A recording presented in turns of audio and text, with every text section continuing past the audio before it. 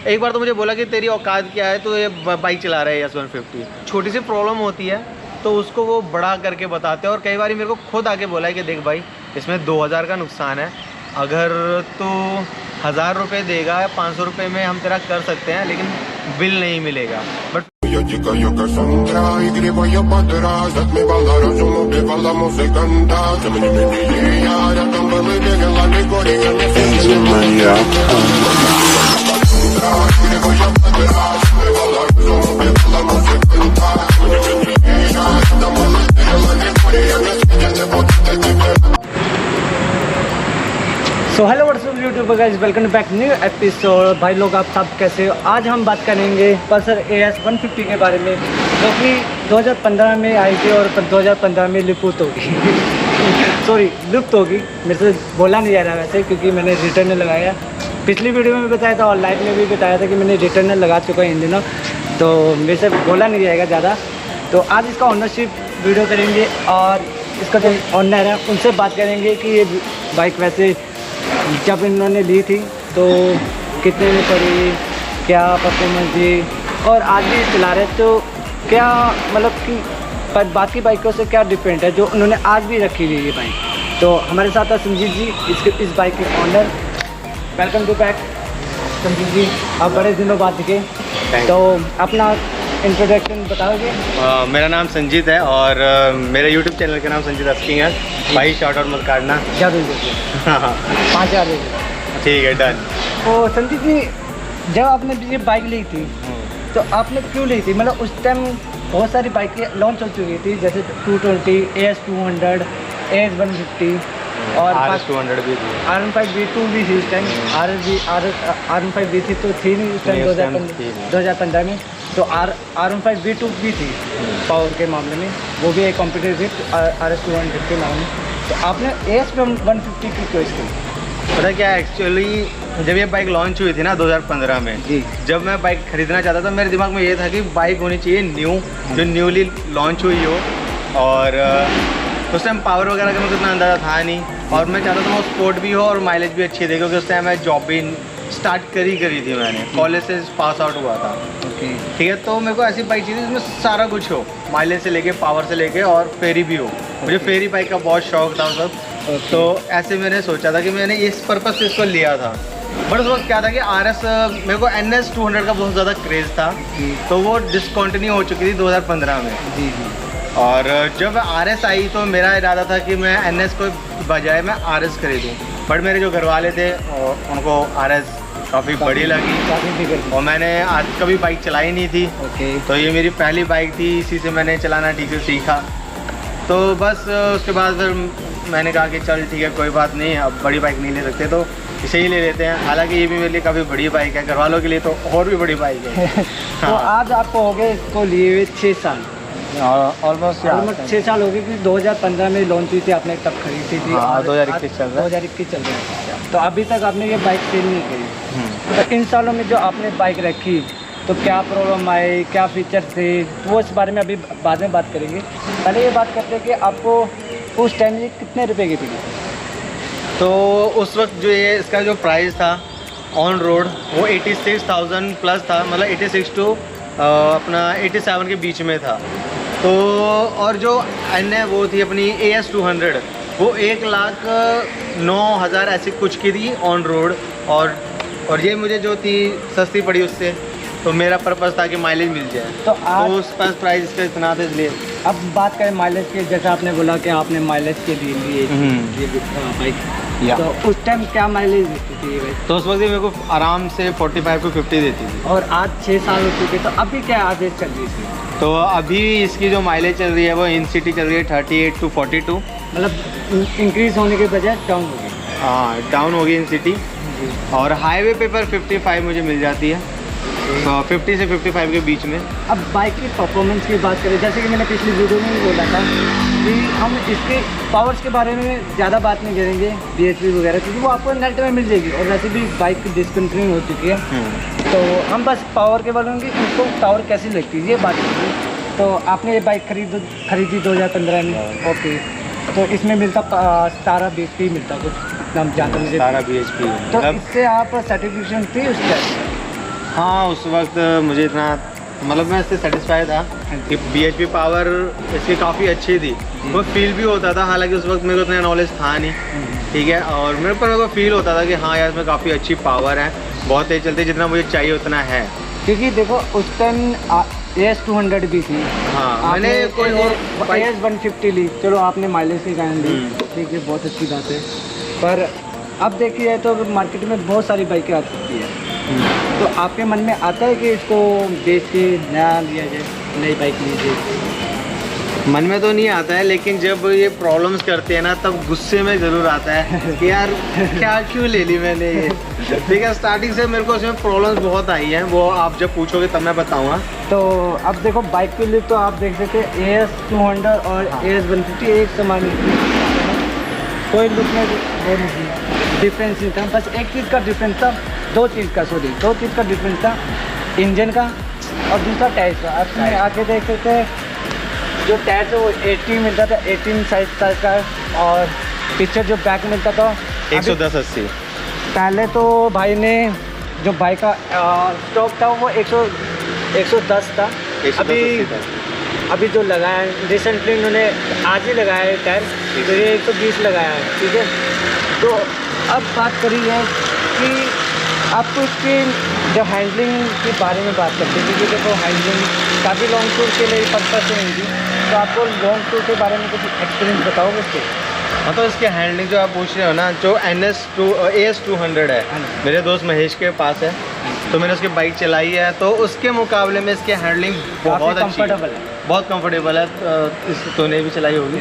हाँ मैंने भी चलाई। हाँ तो हाँ, ये उसके मुकाबले में बहुत कंफर्टेबल है। हाँ कटिंग करने में इसमें मज़ा आता है कंपैरिजन टू AS 200, उसका बहुत हार्ड है। अब देखो इसमें ज़्यादा कुछ तो है नहीं, इसके ज़्यादा फीचर भी नहीं है, क्योंकि देखो 2015 की बाइक है तो इसमें ज़्यादा कोई फीचर भी नहीं आएंगे, ठीक है। कंपेयर आज की डेट में जो बाइक के कंपेयर करेंगे तो उसका तो छोड़ ही दो, क्योंकि आज की बाइक में F5 हो गई है, F5 भी हो गई है।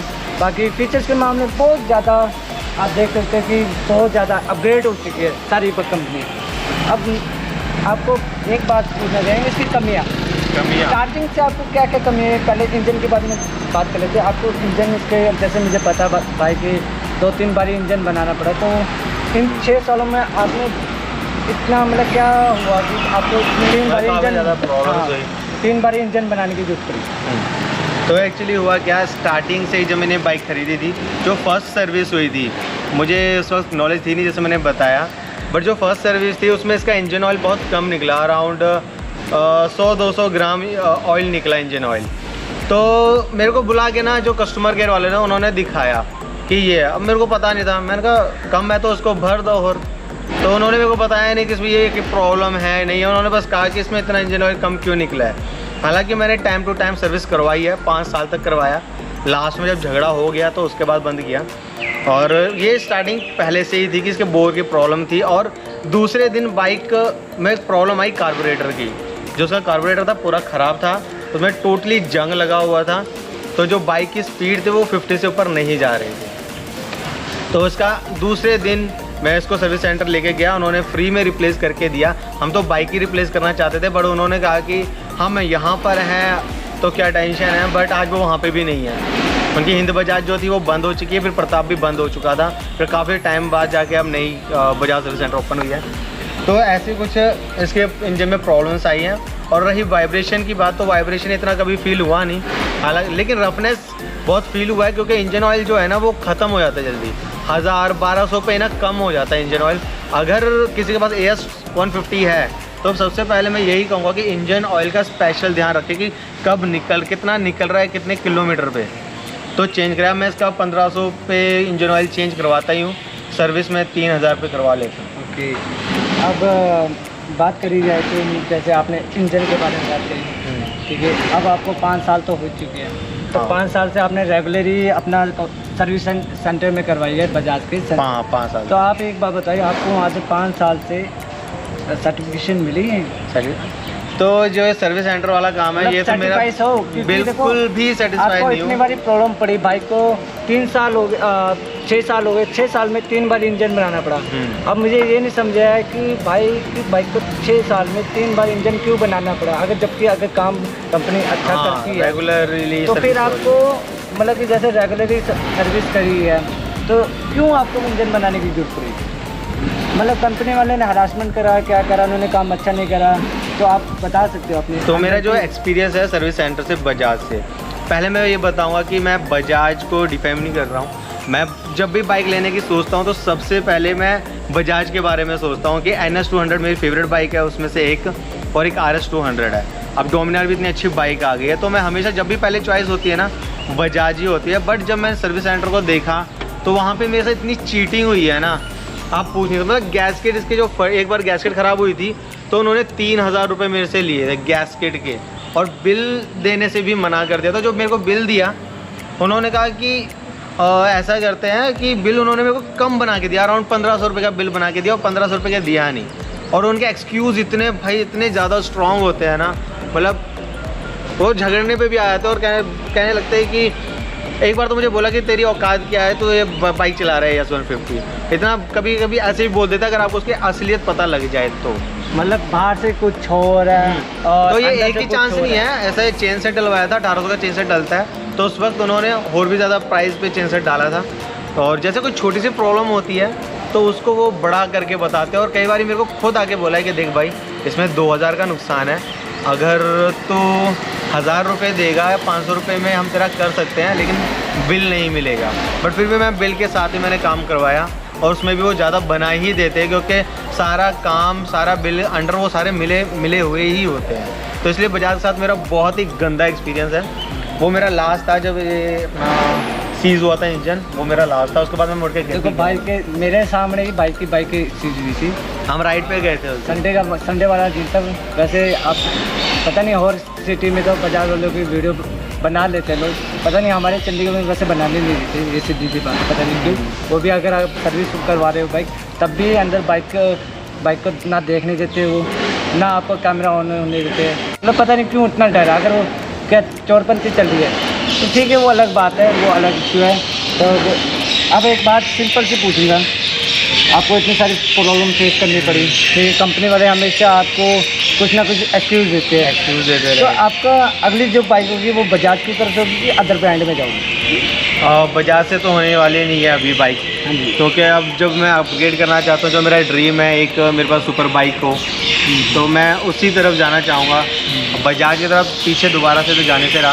और फॉर एग्जाम्पल मेरा भाई है छोटा, अब उसको बाइक दिलानी हुई तो मैं यमाहा का दिलाऊंगा, क्योंकि मेरा यमाहा का एक्सपीरियंस भी काफ़ी अच्छा हो गया। मैंने जैसे मैं सर्विस सेंटर गया हूँ, मैंने उनकी सर्विसिंग देखी है, बाइक की परफॉर्मेंस देखी है। तो इस हिसाब से या तो मैं यमाहा की तरफ जाऊँगा या मैं अभी अपैची की तरफ जाऊँगा, क्योंकि जो मेरा दोस्त है दीपक उसके पास अपैची की बाइक है और उसका एक्सपीरियंस बहुत अच्छा रहा है। जो साइलेंसर की उनमें प्रॉब्लम आई थी उन्होंने वो फ्री में ठीक करके दिए उन लोगों को, जिन को भी आई। ओके, तो गाइज आप जैसे देख सकते हो कि जैसे हमारे पिक्सल बाइक करते हैं संजीत भाई है, संजीत इनका चैनल का नाम है, ये बहुत हरासमेंट हो चुके हैं ये अपने बजाज की सर्विस वालों से। तो वीडियो अच्छा लगा होगा तो ज़रूर बताना, कमेंट में ज़रूर बताना। आपके पास अगर पल्सर की बाइक से आप भी हरासमेंट हुए या कोई प्रॉब्लम नहीं है तो वो आप ज़रूर बताना। और अपने आसपास का सर्विस सेंटर का हाल भी बताना भाई कैसा है। हमारे यहाँ तो ऐसे ही होता है, आपके वहाँ पे कैसा होता है ये बताना मुझे। हाँ, बाकी मिलते हैं फिर नेक्स्ट ब्लॉग में, तब तक टिल देन बाय, और चैनल को जरूर सब्सक्राइब कर देना। मेरा भी मिलते हैं नेक्स्ट ब्लॉग में, और इस बाइक का भी शॉर्ट आउट नहीं काटेंगे, संजीत एस की शॉर्ट आउट नहीं काटेंगे। मिलते हैं फिर।